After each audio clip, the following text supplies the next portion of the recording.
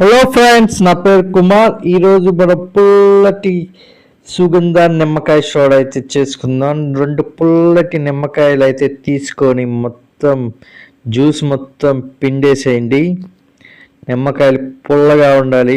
పుల్లగా ఉన్న దాంట్లో ఉప్పు కూడా కొద్దిగా కలిపేసుకోండి. ఉప్పు కలుపుకుంటే టేస్ట్ చాలా సూపర్ వస్తుంది.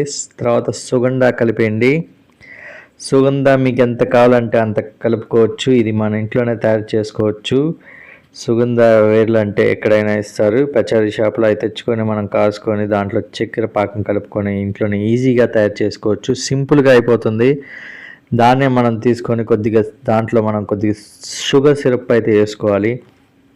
షుగర్ సిరప్ వేసుకున్న తర్వాత మనం ఇంకా డైరెక్ట్గా వీటిల్లో సబ్జా గింజలు అయితే మనం కొద్దిసేపు ముందు నానబెట్టేసుకొని సబ్జా కూడా వీటిల్లో వేసేసుకుందాం.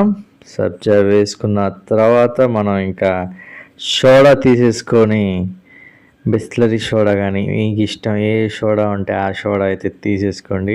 డైరెక్ట్గా ఇంకా సోడాను అయితే దీంట్లో ఇంకా కలిపేసుకోవటమే అండి. ఇంకేంది, రెడీ అయిపోయింది. ఇంక మనం చల్లగా కూల్గా ఈ ఎండాకాలంలో తాగేయచ్చు.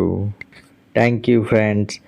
ఈ వీడియో కనుక మీకు నచ్చినట్లయితే లైక్ చేయండి, సబ్స్క్రైబ్ చేయండి. సోడా కలిపేసుకోగానే మనకి లైట్గా పొంగొస్తుంది. మీకు సాల్ట్ కూడా యాడ్ చేసుకొని చేసుకున్న తర్వాత మీరు ఇంకా పుల్లగా తీయగా టేస్ట్ అయితే సూపర్ వచ్చింది ఫ్రెండ్స్. మీరు కూడా ఒకసారి ఇంట్లో ట్రై చేసి చూడండి. చాలా అంటే చాలా బాగా వస్తుంది. Thank you friends.